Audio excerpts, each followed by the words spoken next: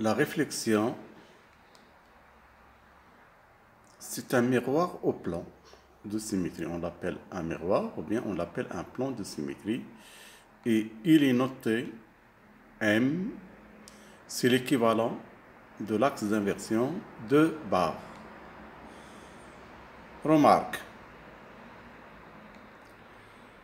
les symboles utilisés pour désigner les éléments de symétrie sont ceux de Hermann-Mauguin, qui sont utilisés en cristallographie géométrique.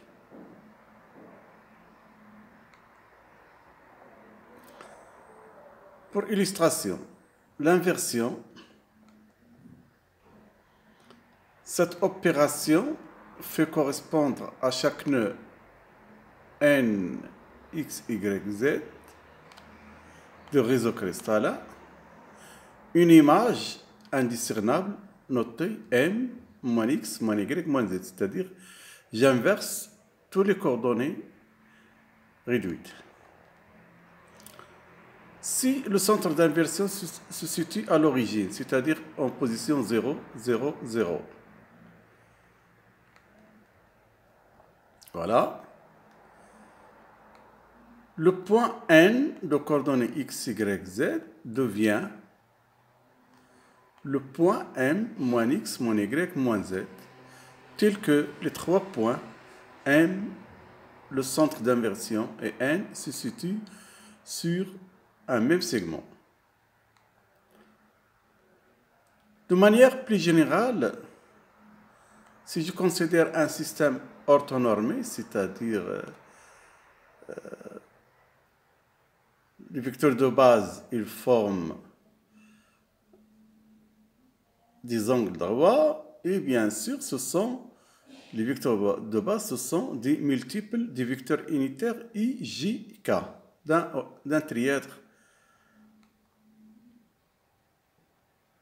N de coordonnées x, y, z avec un centre d'inversion qui se situe cette fois-ci sur une position en dehors de l'origine, x0, y0, z0, je vais avoir, bien sûr, un point M de coordonnées 2 fois x0 moins x, 2 fois y0 moins y, et 2 fois z0 moins z.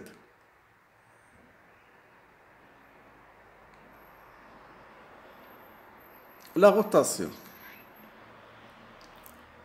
C'est une opération directe, c'est très important, qui transforme une figure finie, l'objet, à une image f'. L'objet c'est f, l'image c'est f'.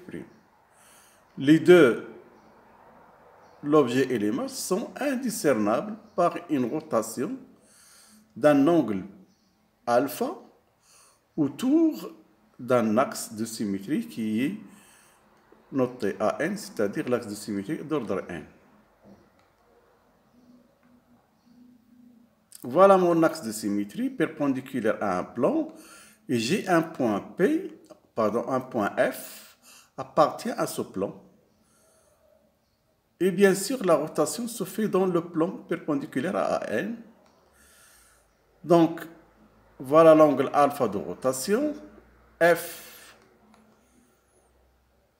passe en F' par la rotation de l'axe à n, faisant un angle alpha.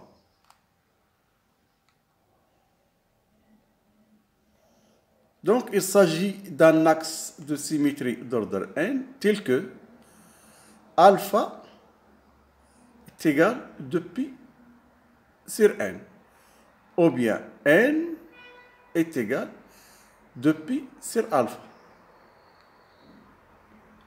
Autrement dit, je dois effectuer n opérations identiques de rotation d'un angle alpha pour retourner à f, à l'état initial. Voilà, 1, 2, 3, peut-être je retourne vers f. Toujours la rotation. Les axes de symétrie AN possibles pour un réseau cristallin tridimensionnel sont 1, 2, 3, 4 et 6, c'est-à-dire A1, A2, A3, A4 et A6.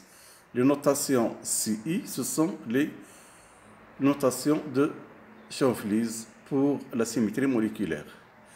Donc, pour A1, l'angle de rotation c'est 360, c'est l'opération identité. A2, l'angle de rotation c'est 180.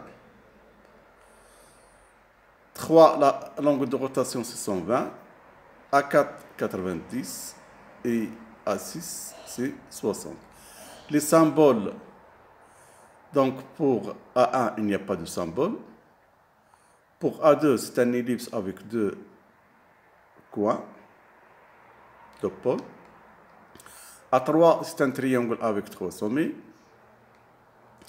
A4, c'est un carré orienté de pi sur 2, 4 sommets.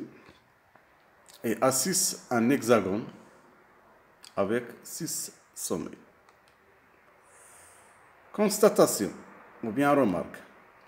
Les axes d'ordre 5 et d'ordre supérieur à 6 n'existent pas parce que ne sont pas compatibles avec la périodicité des solides cristallins tridimensionnels. Donc, c'est la périodicité, bien sûr, qui implique l'absence des axes de l'axe 5 et des axes supérieurs à 6.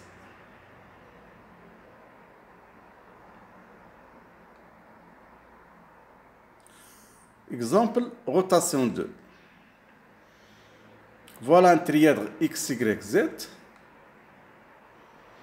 Et voilà mon axe de comment je vais le noter, confondu avec Z.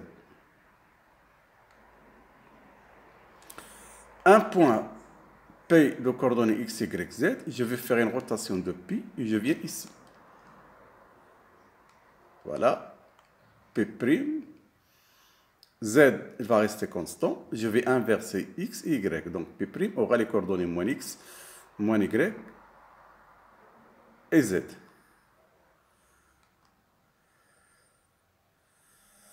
Alors, un axe de symétrie d'ordre 2 faut correspondre à tout point de votre solide de coordonnées X, Y, Z, à notre point P' de coordonnées moins X, moins Y, Z.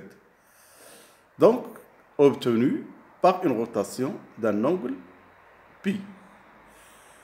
L'axe, dans ce cas-là, il est confondu avec l'axe OZ.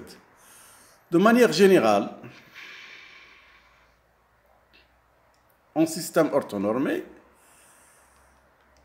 si l'axe 2 toujours parallèle à Z, mais il passe par le point x0, y0, c'est-à-dire il ne passe pas par 0, 0, il passe par un point dans le plan x ou y. Le point P de coordonnées x, y, z devient, en appliquant cet axe, P' est égal à 2x0 moins x, 2y0 moins z, pardon, 2y0 moins y et z. Je répète, P', 2x0 moins x, 2y0 moins y et z.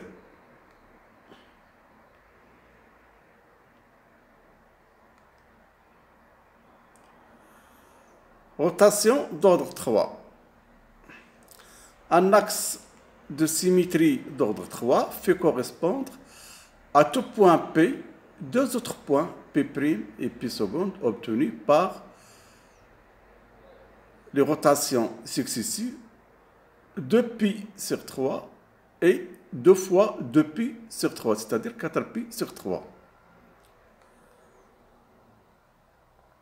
Alors, pour le cas d'un angle x ou y égale 120, Px, YZ devient, lorsque l'axe 3 est confondu avec OZ devient P' Y moins X Z. Ensuite, j'applique l'opération A3, toujours confondu avec Z, et j'obtiens P seconde est égal de coordonnées moins Y, X moins Y, Z. Donc ce travail, vous allez le faire aux travaux dirigés.